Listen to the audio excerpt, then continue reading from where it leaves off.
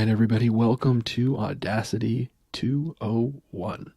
If you have not watched Audacity 101, I would urge you to go back and watch that. It's not too long, and I go over the basics of really getting an audio track in there, exporting it quickly, editing it quickly, and getting it up and out for ASMR content. I should note, while this is going to teach you about Audacity, this is going to be for ASMR content creators.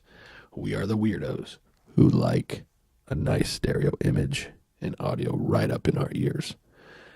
We seek the tingle, and that weirds you out, then whatever. Sorry. All right, so let's get right into this. Okay, so we are going to, number one, talk about inverting your stereo recording if it's backwards. So a lot of people record with a Yeti, and while they record with it, it sounds correctly in their ears. So when they talk into the microphone to the right of them, it sounds like it's on the right. And when they talk into the microphone on their left, it's in their left ear, so it sounds right. But then or I guess it sounds correct. And then when you go back to watch your video, it's backwards. When you're talking into this microphone, you're actually hearing it out of in this ear. And some people catch it, some people don't. But think of it this way. If you are having a conversation with somebody and I go to my left side, the microphone to my left, that is actually their right ear. So even though I'm talking into my left microphone, it is a right ear. So that's something you gotta keep in mind. So let's figure out how to do that, right? And what I'm gonna do is make it obvious that I'm talking into this microphone and then this microphone back and forth. All right. So now you can see there's a very distinct stereo image, right? And if we listen back to it, what I'm gonna do is make it obvious that I'm talking into this microphone and then this microphone back and forth. All right. All right, so we want to switch this around, right? So all you have to do is go to audio track, down, and swap stereo channels. And there you have it. Let's listen to it again. What I'm going to do is make it obvious that I'm talking into this microphone and then this microphone back and forth. All right, and that's it. All right, now remember, with Audacity, you always need to make sure if you're going to be doing something that affects the entire track, you need to hit Command or Control A. And that's going to select everything. Alternatively, I think you can just hit the track header right here, and that'll select the whole track. And then you can go up to audio track and swap stereo channels. All right, so that's number one. Number two, recording multiple channels. Let's do it. So we're going to start. Let's say you've got 2 triggers, maybe 3 triggers that you want to layer one on top of the other, right? So what we're going to do is hit record, and we're going to do the first trigger.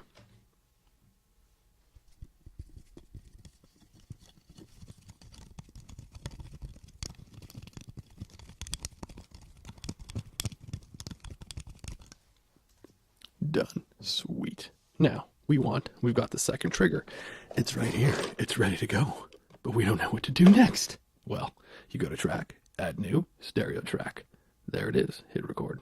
But first, mute the track above so that you don't hear it. Unless you want to hear it. I'll show you the difference, right? So let's do the new track.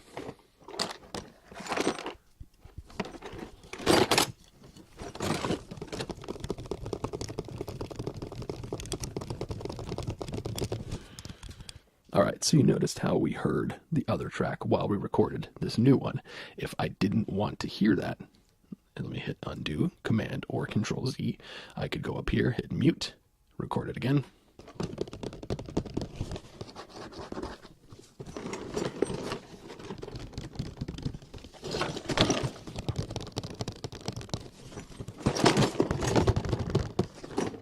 And that time we did not hear the track we had muted.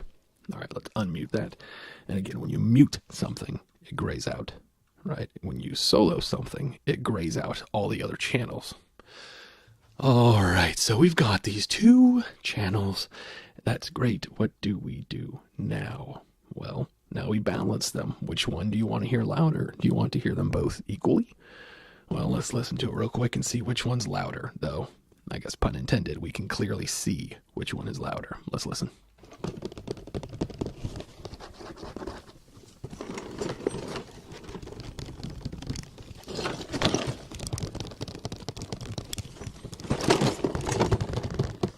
All right, the bottom channel, or track 2, is louder. There's a couple different things we can do. The first would be to increase the gain here, which is a non-destructive way to increase your gain versus selecting this, going to effect, and then either compressing or normalizing or increasing gain. Right here, we just turn that up a little bit, right? Or down, or we can turn this down so that it's as quiet as this one. We can also put something in the left ear or the right ear. We'll keep it in the center for now. And then you can also go up to View and Mixer Board, and you will see both tracks here. Now let's go ahead and hit play. Right, now you can clearly see that the one on the right, even though we've turned it down, is still overall louder. So we can turn this up. This blue bar here is the loudest that it's the peak volume, right?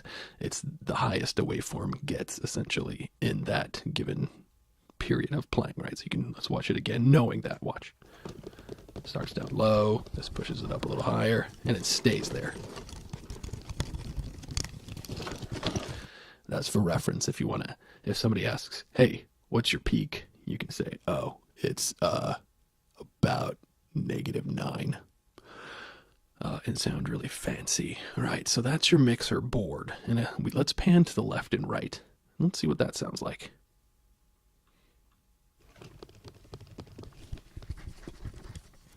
Oh, cool. Let's switch.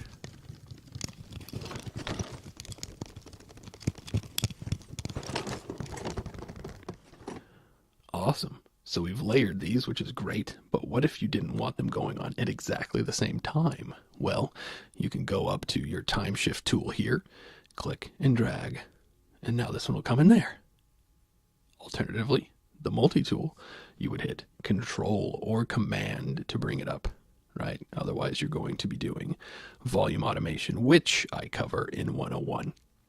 All right. And if you wanted to add a third track, it's the same process. Add new stereo track. Just for fun, let's add a third trigger. Here we go. Oh, but let's solo this. Instead of going up and hitting mute twice on these channels, we'll just solo this one. Let's hit record.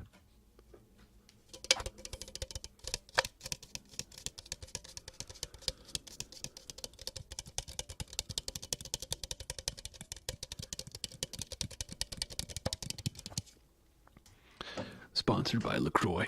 All right. Now, you can start to do some fun stuff here. So let's say we layered all three of these. Let's go back up to the top here. Let's move him back on over. Oh, I forget that you can move. You can move past the 0 point pretty easily in Audacity, so be careful.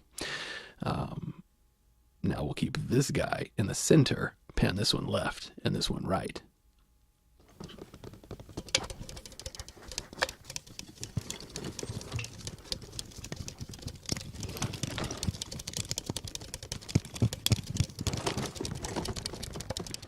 Oh yeah, baby, we're going places. Wasn't that fun? I think that was fun. All right, so that is mixing, at least the very beginning of mixing. I will dive deeper into moving places to specific points, that kind of thing, bringing in sound effects in Audacity 301. For now, let's move on. What is normalizing versus limiting? Ooh, this is going to be a tricky one. All right, so let's go ahead and delete what we've got so far. All right, so let's go and record my voice here. All right, this track is going to be for showing you what normalizing is. So let me make a kind of loud bump here. A little loud bump here. There we go. And I'm going to record a new track, and that track is going to be showing you what limiting does. this is the track that's going to show you what limiting does. I'm going to try and make it almost identical to the one above. Let's do a boop here, and let's do a boop here. Awesome. So check it out. Let's start with normalizing first. I will try to verbally describe what normalizing does in layman's terms without going to a dictionary definition. What normalizing does is it's going to take everything on this track and it's going to turn it up in volume until the loudest peak, like this right here or this right here, hits 0, which is like maximum volume, right? So with that in mind, let's go ahead, go up to Effect, hit Normalize. We want to normalize peak amplitude to negative 0.1, right? Which is, that's the ceiling, essentially. We're saying we don't want the audio to go any louder than that. And what we could do here is say normalize stereo channels independently, which we don't want to do because ultimately this, even though there are two separate tracks, right, left ear, right ear, we want them to be consistent with each other. So we want them to be dependent on each other. Let's go ahead and hit normalize. Oh, that's funny. You'll notice how it didn't really change. That's because this guy is already as loud as negative 0.1. And the reason for that is because I am putting this through Reaper before it hits Audacity. And you'll notice as I'm talking that I have a limiter up here.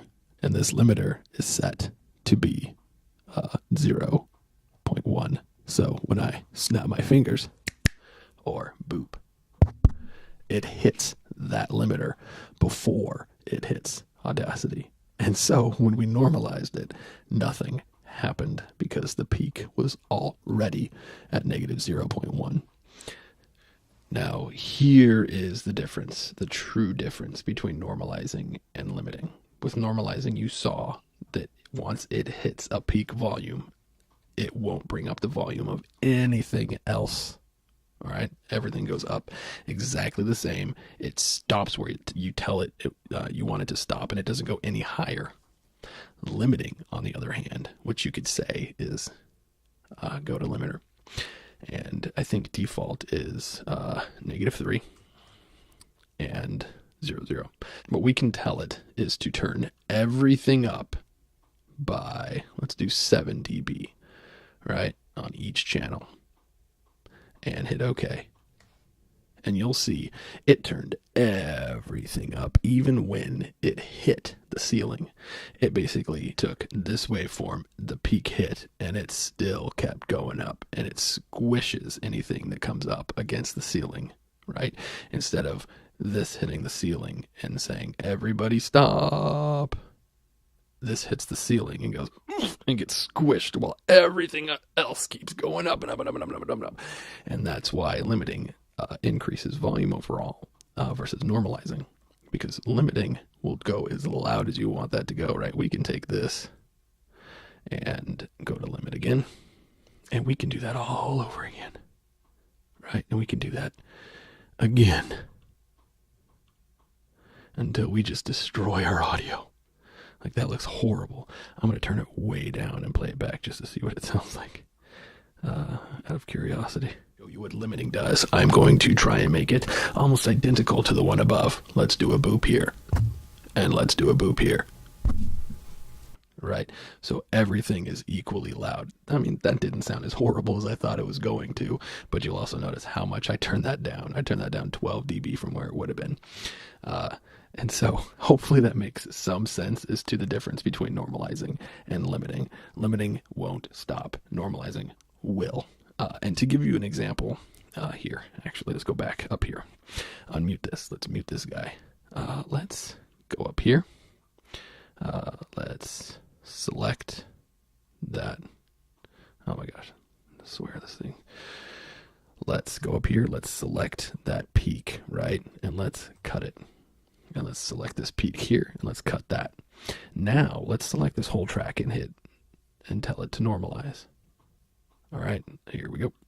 And you can see it made everything louder until this hit its peak, right? So that is normalizing. If I hit normalize again, nothing is going to happen. Okay, nothing happened because it will stop. This won't stop. Hopefully that makes some sense. If it doesn't, feel free to ask in the comments, or if you feel like I really butchered the difference between the two, by all means, speak up, and I will, if it's good, I'll make sure I pin your comment to the top so we keep things clear and concise for everybody.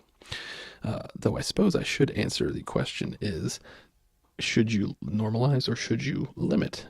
And I would say for now, don't do either. All right. Now let's continue.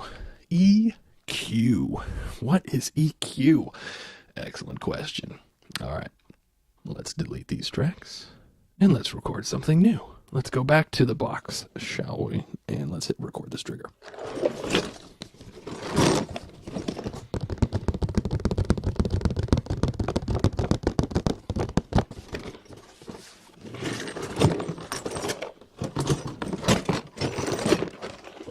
All right, so EQ stands for equalization. And that is basically the ability to turn up or down specific frequencies anywhere from 20 hertz, or really 0 hertz, I guess, if you wanted to get a crazy EQ, up to really as high as you want to get. Though humans can only hear from 20 hertz to 20,000 hertz. So if you have an EQ that's affecting 40,000 hertz, you're not going to really be able to hear the difference. All right, so let's go up to effect and equalization, and here we go. Doesn't that make perfect sense? When you look at this, don't you just know how to EQ? No, you don't. You can click. Like, what does this mean? Right? What did I even just do? Well, let's flatten that, and hopefully I can make this make some sense for you. First of all, let's switch to graphic instead of draw. All right, so what we're going to do is let's preview what this sounds like. I haven't done anything. Let's preview what it sounds like.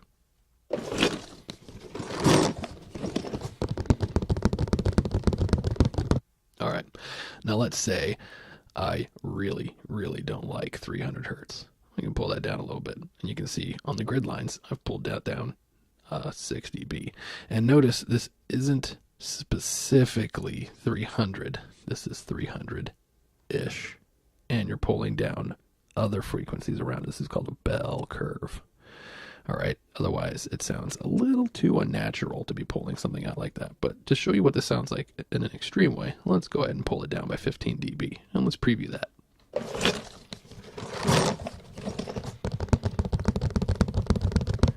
Didn't notice much of a difference, did you? Well, that's because 300 hertz doesn't really happen much in this recording.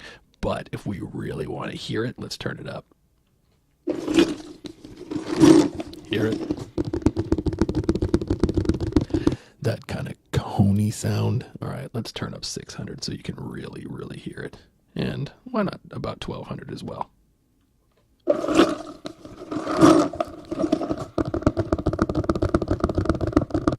Speaking musically, that's 3 different octaves: 300, 600, and 1200. You could really hear that difference there. But let's say we just really, really don't want any bass in this. What we can do is just kind of, this is where drawing comes in handy. Let's go to 100 hertz there and here. Let's just drag that down, right? So now we're kind of have this nice little curve here. We're not going to really hear any really bassy stuff. And maybe there was a really, really harsh sound up here, right? A lot of S's that we don't like. It lives around 2000 hertz. There are charts you can look up online, like what instruments and what frequency and the vocal frequencies and what to look for when EQing. But what we can do here is draw, right? Let's go. Let's do there, there, and there. And then we can bring down the S a little bit, right? Maybe do our own little fancy bell curve. Not a very good one, but whatever. And let's preview.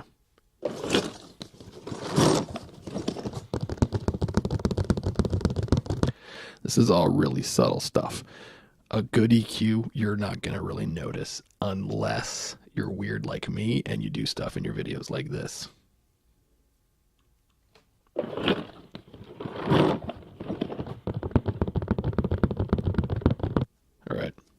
So that's EQ.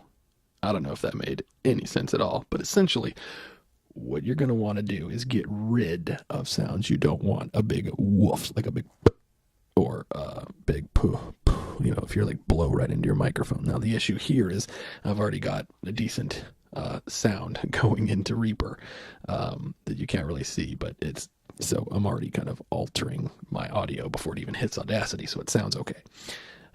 But if you have a really big bassy sound, you can go in here and say, I don't want to hear that. Let's bring that down, right? No bass. And then if you have a really harsh S in your vocal, you can come in here and just say, I don't want to hear that S, right? And then you can go ahead and preview.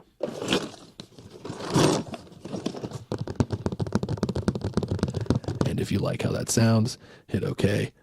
And we've applied that EQ to this. Let me know if that made any sense. I can dive deeper in 301 as to specific frequencies you're going to want to look out for. Right now, I will say for the really big bassy stuff, like if you accidentally hit your microphone or the desk while you're recording, that's going to be about 150 to 200 hertz or below. And for really sharp S's while you're talking, that's going to be about 2000 hertz. Speaking of high frequencies we want to get rid of, let's talk about de-essing.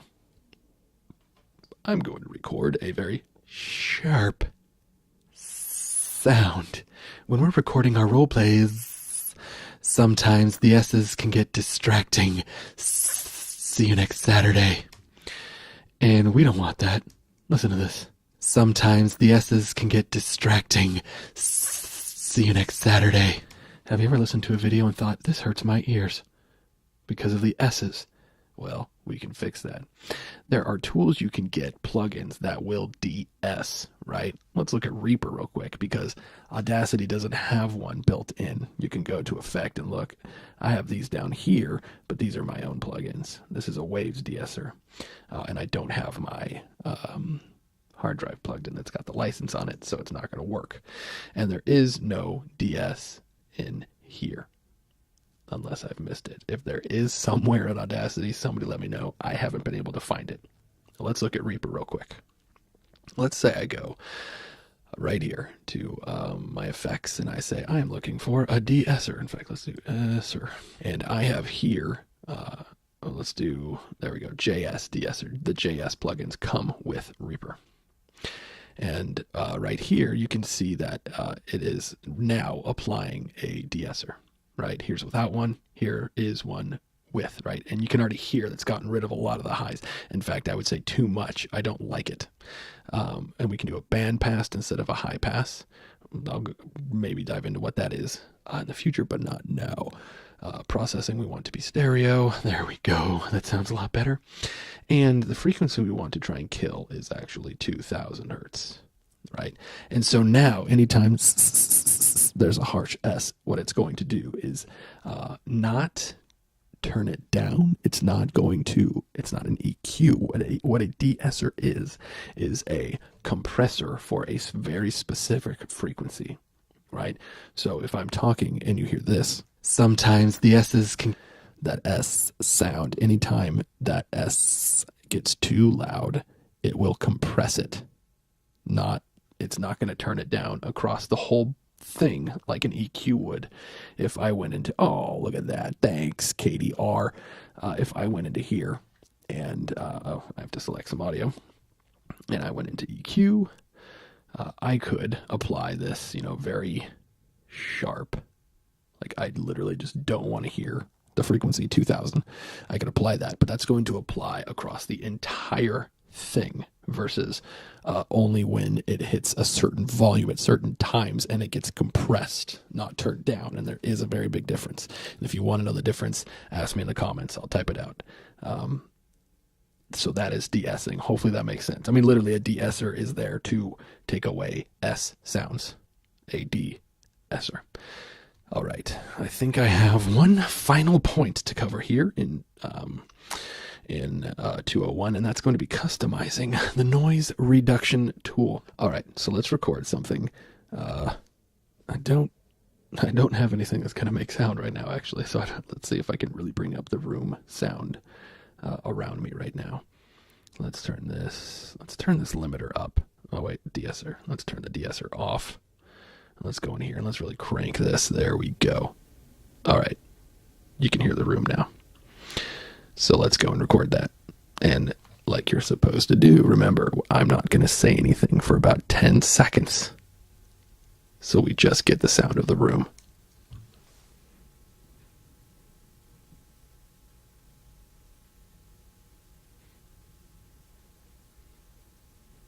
All right.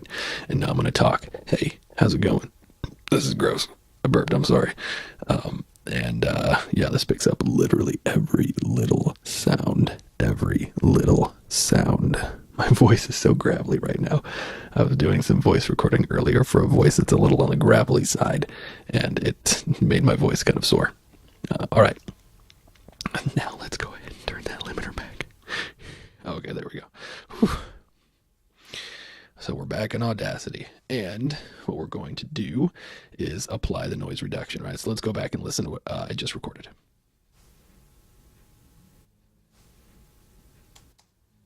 All right, and now I'm going to talk. Hey, how's it going?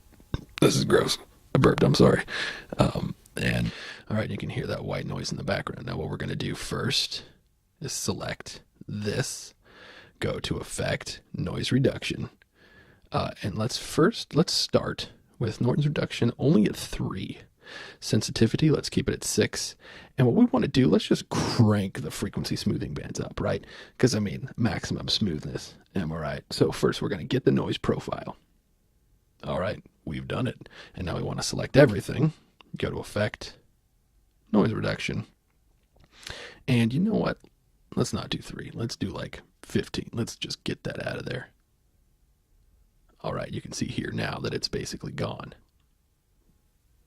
It's there, but barely. Now let's see what it sounds like up here. All right, and now I'm going to talk. Hey, how's it going? This is gross. I burped. I'm sorry. Yeah, this picks up literally every little sound. I think that sounds super duper good. All right, but what if we applied a ton of noise reduction? Let's just get that out of there. All right, let's listen to that again. Like, it's gone from here. It does not exist here anymore. And let's go over here and listen. All right, and now I'm going to talk. Hey, how's it going? This is gross. I burped. I'm sorry. I'm actually surprised. It doesn't sound bad at all. I thought that was little sound. My voice is so gravelly right now.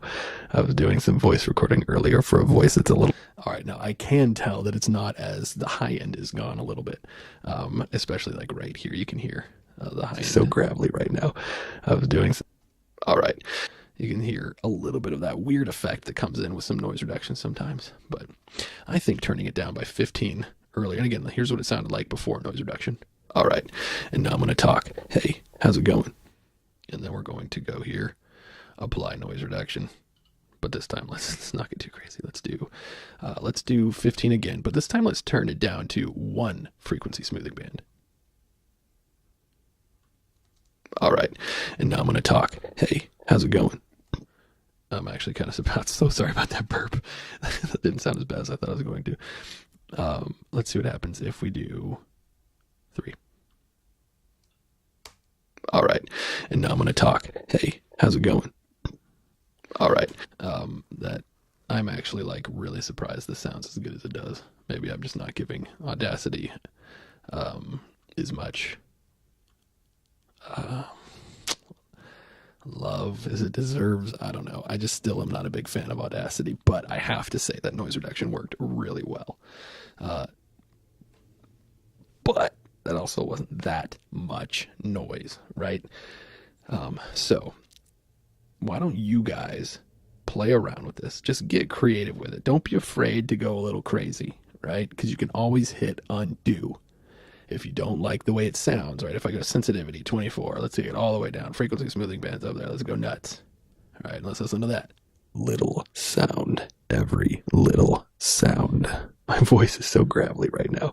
All right, I can tell that's actually where it started to get kind of nasty, and I think that's because the sensitivity is a little crazy, which means it's taking out frequencies in my voice along with the background.